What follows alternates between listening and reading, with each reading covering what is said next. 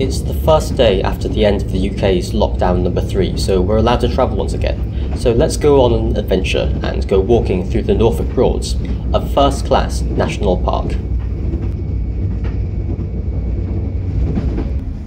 It's Monday the 29th of March 2021 and we're taking a train through Suffolk.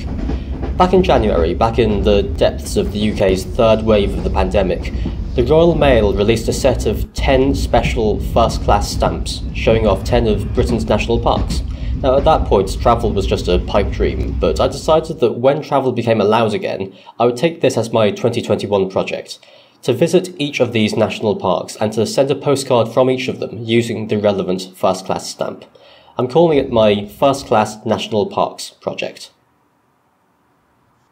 The easiest way to get to the start of our walk through the Norfolk Broads was via the seaside town of Lowestoft in Suffolk, a place notable for having Ness Point, Britain's easternmost point.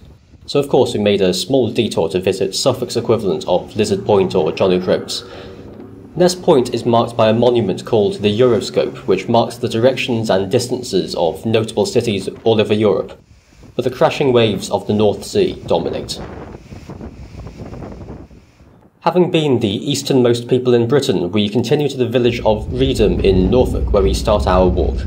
For the first postcard in my National Parks project, in front of the boats and the reeds on the River Yare, I sent a postcard with the Broads National Park stamp from the set, a windmill used to drain the marshes. With the stamp and the postcard sent, we press on. There's a long-distance walking route called the Wherryman's Way through the Broads National Park, from Norwich all the way to Great Yarmouth.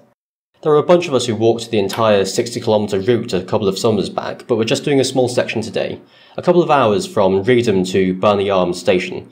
You really do get a sense of the essence of the Broads, with its big skies and its diverse bird life and with its boats sailing past. The Broads waterways are navigable from the coast all the way to the city of Norwich, such that there was a time when trade with mainland Europe through these waterways made Norwich England's second largest city, at least until the Industrial Revolution. In the 1960s, Dr. Joyce Lambert proved that the Broads are actually artificial features, formed when medieval peat excavations flooded and formed the reed beds and the marshes of the area today. It's now Britain's largest protected wetland. After a couple of hours, we reached the Berney Arms windmill. It was built in 1865 to grind cement, but was later converted as a drainage mill until it was closed in 1948. It's now under the care of English Heritage, with its 21-metre tower visible from all across the local area. It's so remote that there's actually no road access.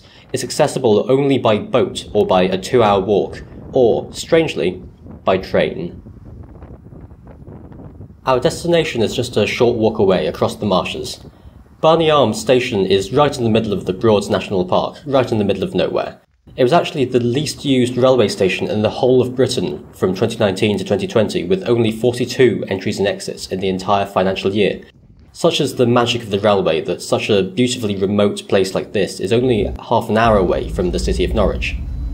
I hope you've enjoyed joining us on this first-class walk through the Broads.